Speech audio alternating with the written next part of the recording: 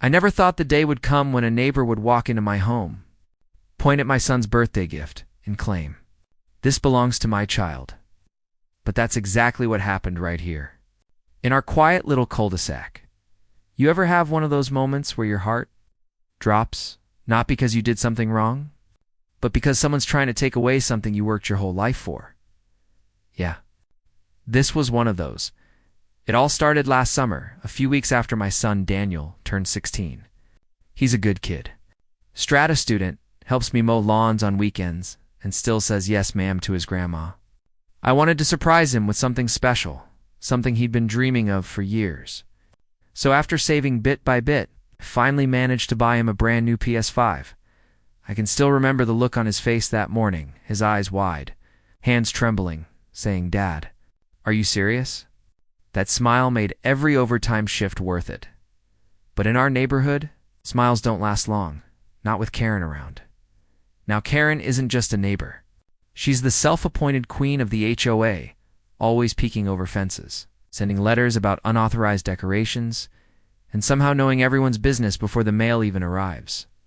She lived 2 doors down, and if you've ever dealt with a person who thinks the rules only apply to others, you already know the type. The trouble started the following Saturday. The kids were outside playing basketball in the driveway, and Daniel invited a couple of friends over to show them his new console. They laughed, played some games, music playing softly from the living room. It was innocent fun. But to Karen, fun looks like trouble.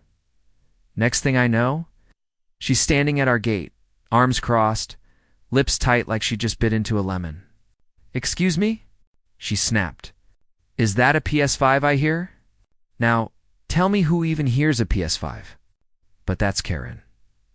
Before I could answer, she marched right up the steps, leaned into my house, and said, "My son Tyler has been waiting months for one of these.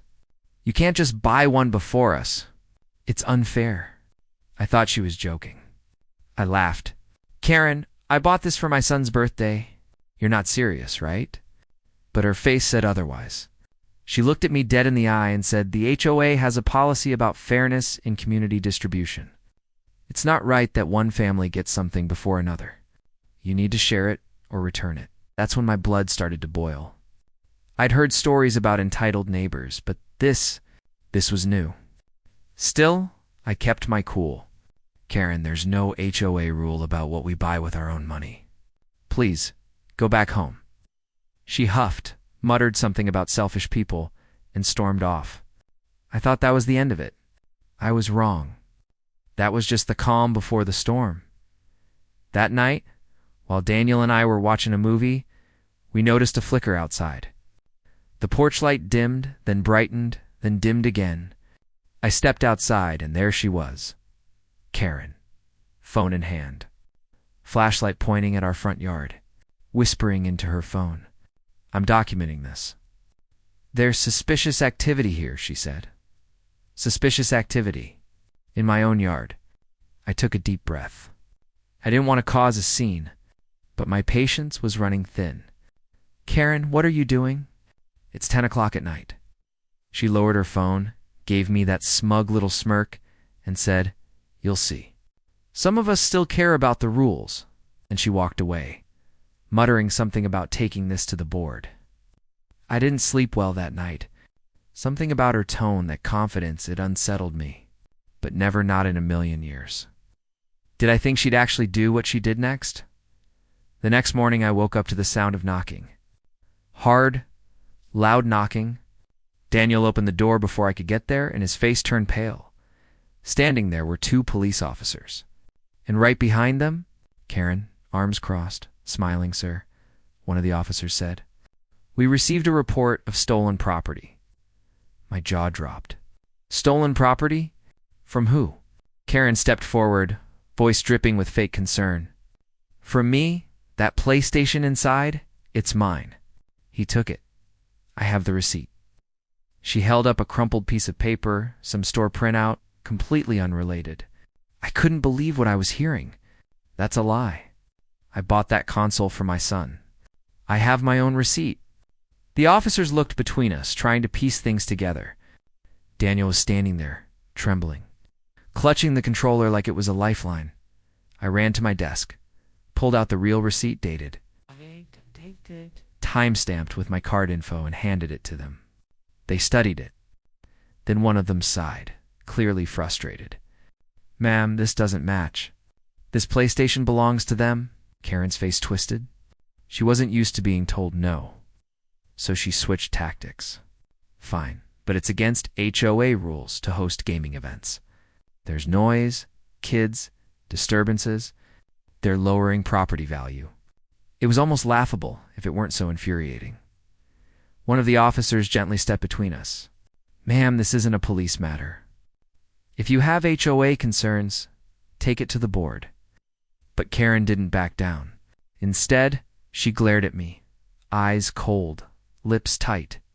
"This isn't over," she whispered. "You'll regret this."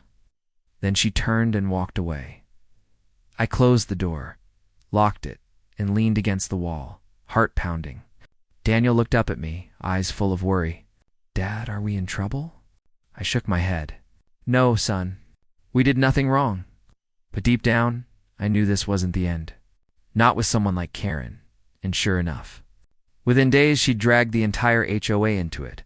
A few days later, I got a letter in the mail, official-looking HOA seal. Inside, a violation notice. Apparently, I had committed multiple infractions: unauthorized electronic entertainment device, hosting unregistered youth gatherings, failure to notify HOA of new major purchase. I almost laughed. They were treating a PlayStation like a building extension. But then, at the bottom, bold letters: "Final warning. Non-compliance may result in property lien or community sanctions." That's when it hit me. This wasn't just Karen being petty. She was using the HOA to bully us. And if I didn't fight back, she'd drag my family through the mud. That night, I sat on the porch, staring at that letter, my mind racing. All I could think about was my dad. He used to say, "Son, dignity isn't about what you own. It's about what you stand for." And I knew this was one of those moments. I couldn't let my boy see me bow to someone like Karen, not after everything we'd built, not after all the sacrifices. So I made a decision. If Karen wanted a fight, she'd get one, but not the kind she expected. See what she didn't know? Was that my sister Emily wasn't just family. She was the state attorney. And when I called her that night, told her everything, she just sighed and said, "Oh, they picked the wrong family this time." And that's where everything changed. Because the next HOA meeting wasn't going to be like any they'd ever seen. You ever see someone walk into a room so sure of themselves, you just know they're about to get humbled? That's exactly what happened at the next HOA meeting. But before I get ahead of myself, let me tell you how we got there. After that violation notice, my house didn't feel like home anymore. Every creak in the floorboard made me wonder if Karen was outside, snapping pictures. Every knock on the door made Daniel tense up. Even our porch light flickering at night gave me chills, like she'd cursed the place with her bitterness. I tried to stay calm. I really did.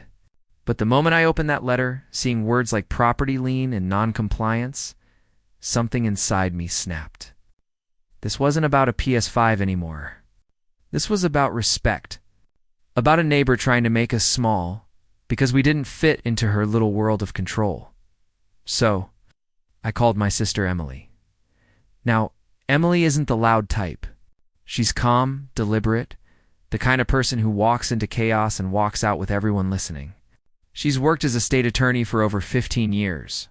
She's seen liars, manipulators, and power-hungry people before. But even she couldn't believe what I told her. She tried to take the console, called the police, and now the HOA is threatening your property? Yup. All right, she said. We're not playing their game. We're ending it. A few days later, the HOA sent a notice. Mandatory hearing, attendance required. They wanted to review my violations in person. The date was set, Thursday evening, 7 p.m., Community Center. I wasn't sure what to expect. Maybe a few people, a quick talk, and done. But when I walked in, it was like stepping into a courtroom. The room was packed. Neighbors sat in metal chairs, whispering. Some looked curious. Others avoided my gaze. At the front, under the bright overhead lights, sat the HOA board, 5 members, each with folders in front of them. And right in the center, smug as ever, sat Karen, clipboard pearls. And that same self-satisfied smile. She glanced at me. Then at Daniel, who sat quietly beside me, and whispered something to the woman next to her. They both chuckled. My jaw tightened. This wasn't just about rules for her. This was about humiliation. But before I could speak, the door opened. And in walked Emily, straight-backed, tailored suit, briefcase in hand. You could have heard a pin drop. Karen's smirk faltered. Who's she? She asked. Emily smiled politely. State Attorney Emily Dawson. I'm representing my brother here tonight. You should have seen Karen's face. The color drained right out of it. The HOA chair, a balding man named Greg, cleared his throat. Welcome, ma'am. This is just a friendly community hearing that I'm sure you won't mind if I take notes. Emily interrupted, setting her briefcase down. Her tone wasn't aggressive. It was measured. Calm. The kind that says, I know the law better than you do. The meeting began. Karen was first to speak. She stood, holding her clipboard like a badge of honor.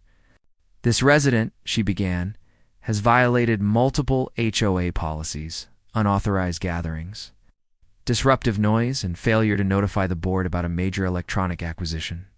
Furthermore, he has exhibited hostility toward HOA members. Emily raised her hand. Pardon me, she said softly, which by law specifically references major electronic acquisitions. Karen blinked. Excuse me? You're claiming a violation. Surely it's documented. Can you cite it? Karen shuffled through her papers. Well, it's implied then. It's not enforceable, Emily said. Please continue. That. The room stirred. People were whispering now. Some smirked. Karen's cheeks flushed red. She tried again. There were noise complaints. Late-night gaming sessions. Property value concerns. Emily scribbled something in her notebook. Would you mind sharing who filed those complaints? Several neighbors' names? That's confidential. Actually, under HOA transparency laws, residents have a right to review complaint sources related to enforcement. If you can't produce them, they're invalid. Silence. Even Greg, the chair, looked uneasy. Karen stammered. Well, regardless, he brought in guests without notifying. My client's son invited classmates for a birthday celebration. Emily interrupted. There's no policy against children hosting peers in their own home. She glanced around. Is this how your HOA operates? Selective enforcement. Retaliatory actions. You could see the cracks forming. The board members shifted, exchanged nervous looks. Karen's confidence was slipping fast. Then Emily pulled out a folder. For the record, here's the receipt of the item in question, purchased legally by my brother. Here's a copy of the police report verifying ownership. And here she laid out photos, the police at our door, Karen standing behind them, smirking, is evidence of targeted harassment. Karen's voice rose. That's not harassment. I was enforcing rules. By calling police on a family's private purchase? Emily asked. Her tone didn't rise. It didn't have to. The weight of truth was heavy enough. The board chair cleared his throat again. Mrs. Whitman, he said, finally using Karen's last name, this is serious. These aren't standard HOA procedures. Karen turned red. I thought, but Emily wasn't done. She reached into her briefcase once more and pulled out a stack of documents. I did some digging, she said. Turns out, this board has issued 6 questionable violation letters this year. All signed by one person, Mrs. Karen Whitman. And every one of them against homeowners she's had personal disputes with. A gasp spread through the crowd. People started whispering, leaning forward. Karen's hand shook. That's coincidence. It's a pattern, Emily said, calm as ever. And under state statute, targeted enforcement by HOA members can result in removal and fines. Now even Greg looked pale. We weren't aware of this, he stuttered. Oh, I believe you, Emily replied. But ignorance isn't immunity. Karen opened her mouth, but no sound came out. For the first time, she looked small, fragile, like all that power she held over people. The threats, the letters, the gossip had turned to dust right there in her hands. By the end of the meeting, it wasn't me on trial anymore. It was her. Greg cleared his throat. We'll need to review these allegations and hold a vote regarding Mrs. Whitman's status on the board. Karen's voice cracked. You can't do this to me. But no one met her eyes. The same neighbors who once avoided crossing her were now whispering behind her back. I glanced at Daniel. He looked relieved, but also older somehow. Like he'd just seen how ugly grown-up pride can be. When the meeting ended, Karen rushed out first, slamming the door. The rest of the room erupted, neighbors shaking hands, some patting me on the back. One older gentleman, Mr. Lewis, leaned over and whispered, Son, I've been here 20 years. You just freed this place. Emily smiled, gathering her notes. Bullies only win when no one stands up, she said quietly. We walked out into the night. The air felt lighter. No whispers. No flickering porch lights. Just peace.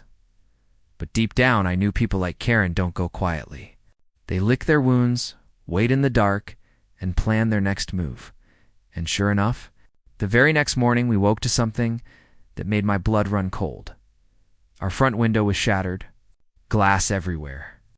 And on the porch, a note, scribbled in messy handwriting. You'll pay for this. That's when I realized this wasn't over. This wasn't just an HOA fight anymore. This was personal. And Karen. She was more dangerous than I thought. But what she didn't realize was that we were just getting started. Because if she wanted a war, we were bringing the law. You ever wake up and feel like peace has been stolen from your home? That's what it felt like that morning, standing in my doorway, staring at shattered glass and a handwritten threat.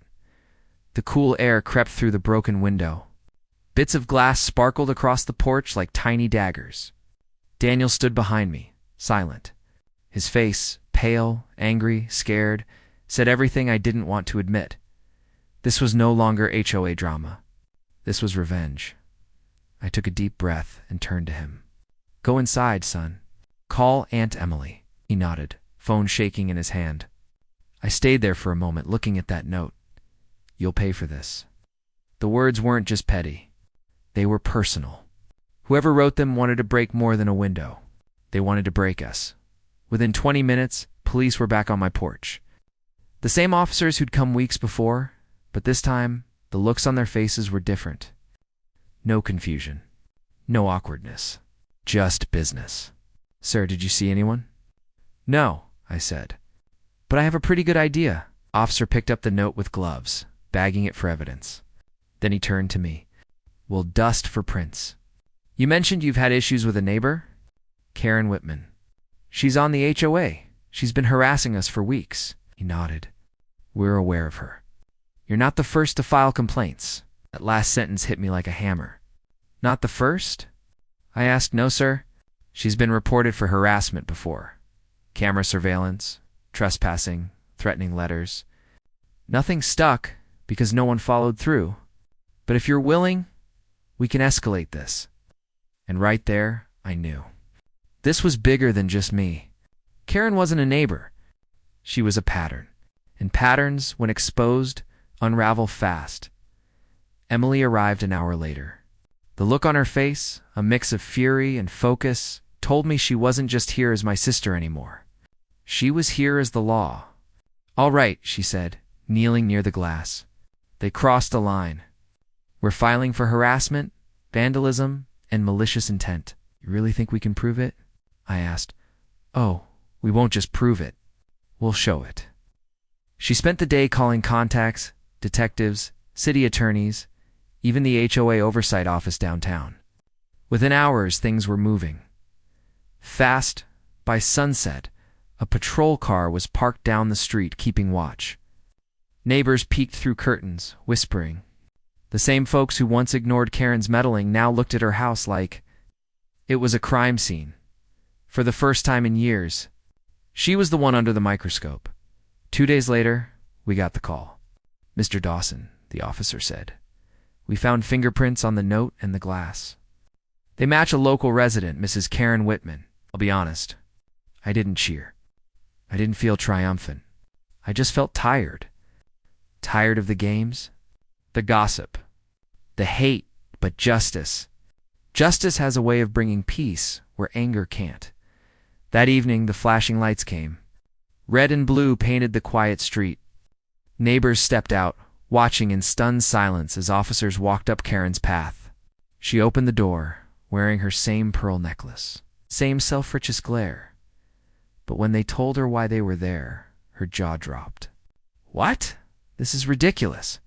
Ma'am, you're under investigation for property damage and harassment. I'm on the board.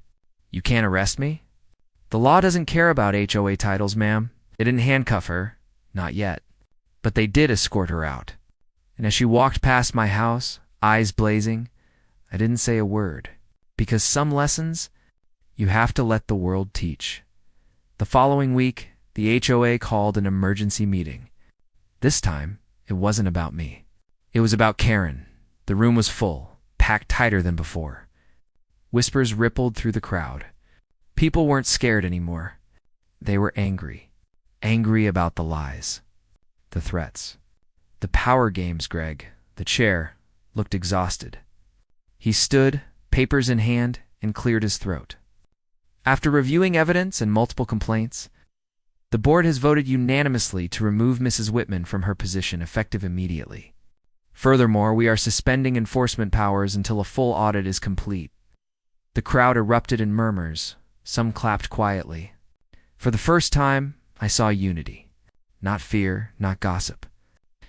Just neighbors realizing they'd let one person's ego run their lives. Greg turned to me. "Mr. Dawson, on behalf of the board, we apologize. You and your family deserve better."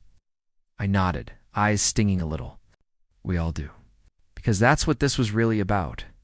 Not a PS5, not a broken window. It was about respect for each other, for our homes, for the values that hold small communities together. A few weeks passed. The case moved quickly. Karen was fined, ordered to pay restitution, and banned from holding any HOA office again. Word spread. Not as gossip, but as a warning. You can't bully your way to control. Not forever. Life slowly returned to normal. The porch light glowed steady again. Daniel laughed with friends, unafraid to open the door. And that PS5? It sat in the same spot, not just a console now, but a reminder that what we fight for isn't things, it's truth. It's family. It's knowing that no matter how small you feel, you can stand up and win. One evening, I sat on that same porch, cup of coffee in hand, the sun dipping behind the oaks, and Daniel joined me. He looked out at the quiet street and said, "Dad, I thought standing up for yourself would make people hate you." I smiled. "Sometimes it does, son. But the right people, they'll respect you for it." He nodded slowly. "Guess Aunt Emily's kind of a superhero, huh?" I laughed. "Yeah, Cape's just invisible." We sat there for a while, watching fireflies blink in the yard. And for the first time in months, I felt peace, not the kind that comes from silence. The kind that comes from closure. Sometimes life gives us battles we never asked for. Neighbors who cross lines. People who test our patience. Systems that seem unfair. But how we respond defines us. When you fight with dignity, when you stand your ground with truth, no bully, no HOA. No entitled Karen can take that from you. Because in the end, justice doesn't just punish, it heals. And family. Family is the reason we fight in the first place. So next time someone tries to take what's yours, remember, stand tall, stay calm, and never let anyone convince you that doing the right thing isn't worth it. Have you ever dealt with an HOA nightmare or an entitled neighbor who went too far? Share your story in the comments. Let's make sure no one feels alone standing up for what's right. And don't forget to subscribe for more real-life stories of justice, redemption, and heart.